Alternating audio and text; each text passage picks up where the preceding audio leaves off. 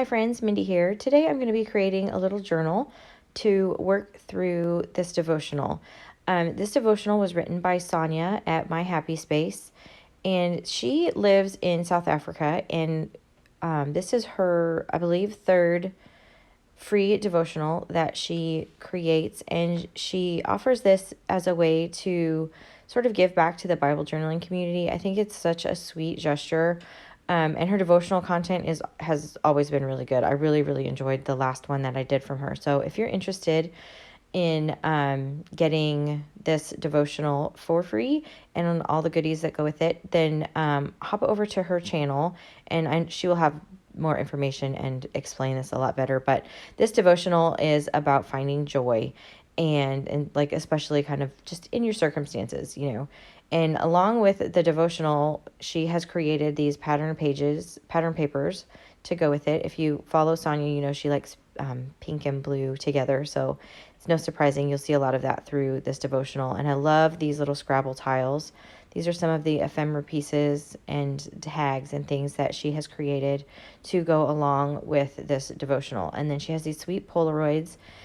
These have the girls in them, and then some words, and then just some images as well, and then a page of florals, and I printed those on clear sticker paper as well as on this white cardstock. Now, I printed my devotional on pretty heavy duty cardstock. It's like 100-pound, because I knew I was going to be creating the bulk of the journal from this. I'm not going to be binding it or anything like that, so I want to be able to make sure that it's going to be able to stand up. So what I'm going to do is trim out all of the pages, trim off all the white, and then I will fold all the pages in half for this devotional and create a journal this way. It's not designed so that I could, in a way that I could use my cinch machine or anything, which is how I did the last devotional that she made. So instead, I'm just going to be making a booklet. So I'm going through and I'm just going to trim off all of the white from all of these pages. I think there's 12 or 13 of these just of the devotional content.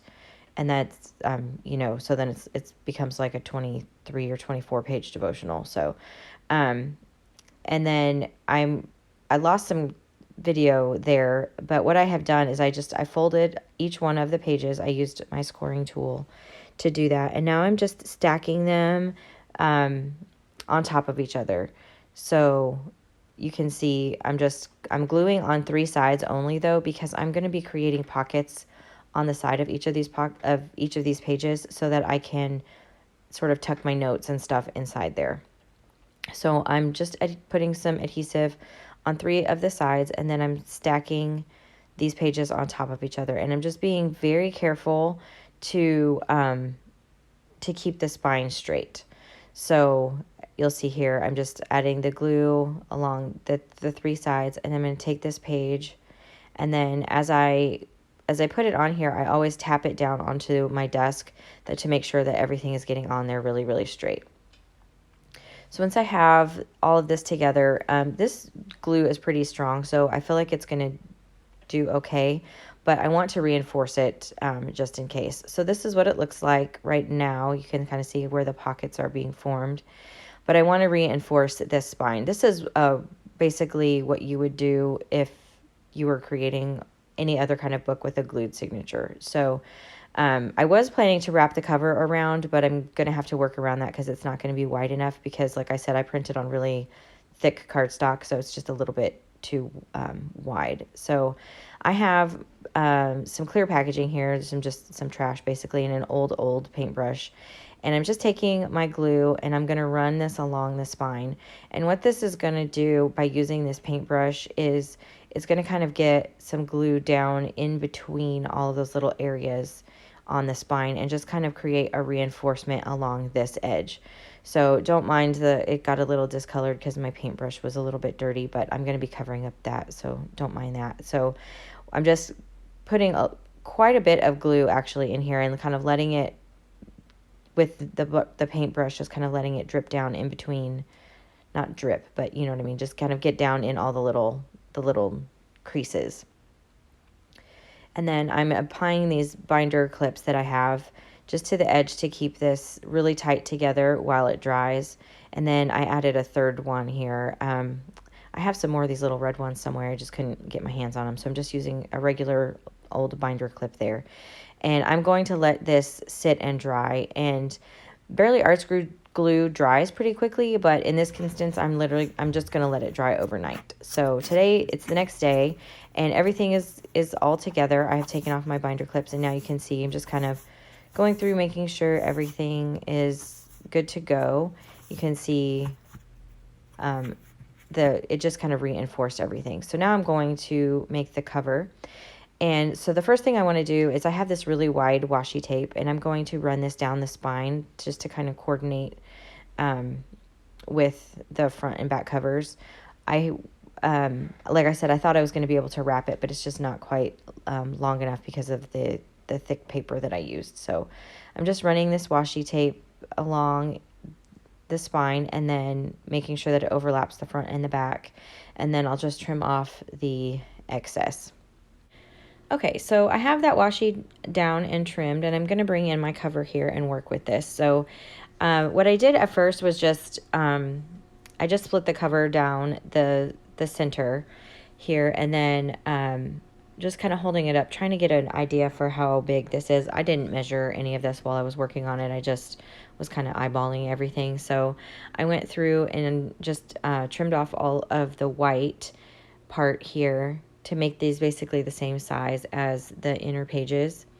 And then when I got it on here, it was just ever so slightly too big still. And so I want it to be basically the same size as that first page. So I'm going to take my trimmer and trim off a little bit of the pink. And when I did that, I trimmed it off just ever so slightly too much. So I probably could have left it and you wouldn't be able to even notice it all that much. But I just thought, since I have this washi here, I'll just run another strip of washi, because I didn't get the washi on there, even exactly when I put it down on the spine. So I just ran another little piece of washi just to go up underneath the cover. And now I'm just using my ATG gun here. This is a really strong adhesive to attach the cover to that first page. And I'm just lining it up on the edges, and then it will overlap up onto that grid washi. I'm just smoothing everything down, making sure it's stuck, and then I'm going to do the same thing on the back, although I approach it a little bit differently this time. So instead of trimming it down first, what I'm going to do is just put the adhesive down, and then I will attach the back cover, and then I will I'm just going to trim it down with some scissors. So I just tried to eyeball this one as well, and it just naturally came up over the washi this way, and then just using my scissors to trim it out. So this is what my little journal looks like. This is the back cover, and you can see I cut off a little bit of the pink, but that's okay.